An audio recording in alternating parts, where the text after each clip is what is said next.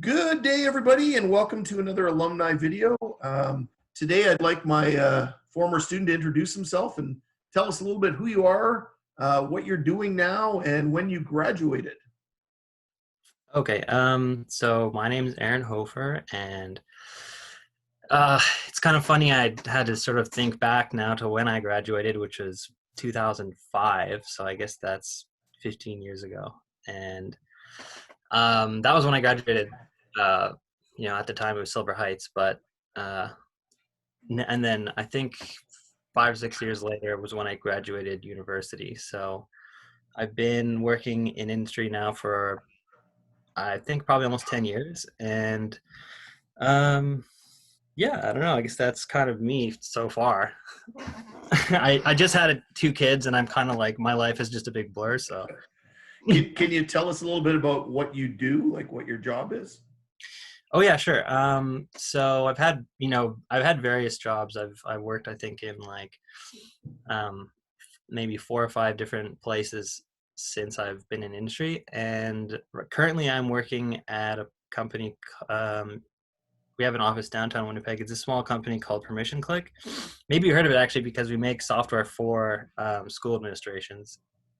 So I think the idea is to just take the whole filling out of a form. Like back when I was in school, you would like send a form home with the kid, and maybe he would forge it or whatever.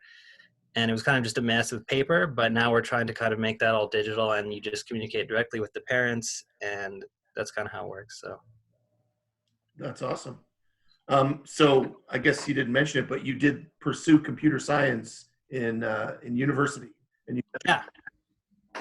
all right. So my next question is about computer science and to talk about it. Why did you decide to take it in high school? And second question, second part to that, when do you think that you kind of got serious about computer science? Oh, this is a hard. I mean, I'm trying to keep it brief, but it's like, uh, I mean, I think I probably was a lot like many of the students in the sense that like I was just a guy that really liked to play video games, and that sort of was piqued my interest. I think to start with because I knew that stuff was all, that's computer science. So right away my first kind of instinct was like, oh, I want to make a cool game, right? Which I did, and I don't know if you still have that kicking around, but I made that Do game. the guy jumping against the walls, right? Yeah. Thinking back now, that's such a like it's funny, but whatever. I spent a lot of time on that, and it was weird. Like I noticed that was the first one of the first school projects where I was kind of like pushing myself because I liked it. Most of the time in school, I was kind of just like did the bare minimum to get by, which like it is what it is. But that's just where my interest lied, I guess. And so the next kind of big question that I asked myself was like, okay, I decided that I wanted to do something like this. I wanted the computer science in my life to some degree, but I had a concern that would I, if I chose that for a career path, would it sort of like interfere with the fact that I liked playing games in my spare time? Would I get sick of it if I worked on them all day? And so actually, when I first went to university, I went into engineering because I was concerned that like if I just did computer science, my entire life would be computers and it would be too much. But when taking engineering, they force you to take some first year computer science classes. And then I kind of decided like, yeah, I just can't do the engineering thing. And I went back into computer science.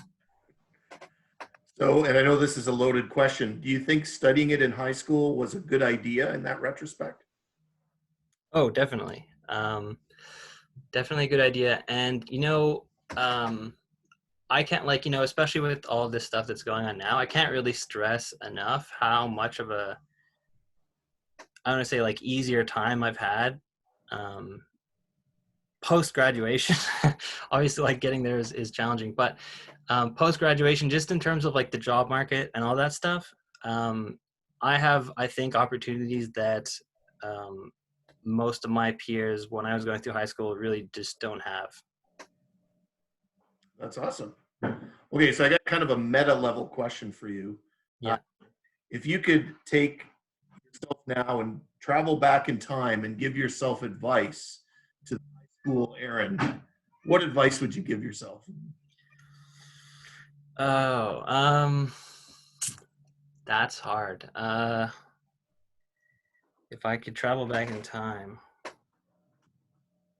I mean, I don't know. It's kind of like it's hard. Like I feel like I wouldn't even if even if some like ghost me visited myself, I wouldn't even like believe them. You know, like you have sometimes you have to make your own mistakes, and like no amount of advice that someone gives you will ever like do that. So sorry, I know it's kind of like a cop No, out thing. that's a great answer, and actually it dovetails nicely into my next question. Um, I often have the conversation with kids, and sometimes I see potential in kids, and they'll say to me, "Well, Walks, the first thing you always say when you teach computer science is hard." And a lot of students, I know, there's that time when they're taking a certain course and they feel they'll never get through that course, or they're trying to solve a certain problem, or what I'm getting at is the challenges. We all have had those, those calculus courses that you just seem like you can never get through that course or something like that. So it's kind of a it gets better message. But what advice would you give kids when things get hard? Looking back now, where you are now, at the time it was probably a challenge that was in front of you, and you think, I can't get by it. So what advice would you give to those kids? Yeah. Um, yeah, of course it was hard at the time, and going to university was hard, and even working in the industry is hard. I think like life in general is hard, and I think even if I didn't do computer science, life would still be hard. But um, one thing I'll say is like even having gone through high school computer science, having gone through university computer science, having done 10 years in the industry in various different things, doing like all these crazy stuff that I've done, even today, I still feel a little bit like I have imposter syndrome. I don't know if you know what that is, but like I do. the idea that like I still feel like I really don't know what I'm doing. It's just like, and I don't know if that will ever go away, and I don't know if that, I don't know if that's encouraging or discouraging. But I think what I'm trying to say is that even me, like I still feel that way. So don't feel like you're different or like you can't do it because you feel that way. That's how everyone feels, I think. I think that's a great message. I think it's really important for everyone to hear that. So I really appreciate you sharing that with us. Yeah. So to wrap up today, Aaron, do you have any funny stories about high school or me or computer science or anything that you can remember that stood out as something goofy? Goofy. I don't know. I mean, I kind of, I quickly read through the questions that I was supposed to answer, and the only thing I thought of was actually the thing that I had already said, which is that like I actually was concerned that I wouldn't want to do it as both a job and like an enjoyment thing. So I don't know. I already kind of like unloaded my only bullet there, but so, so I guess the kids would ask, do you still game?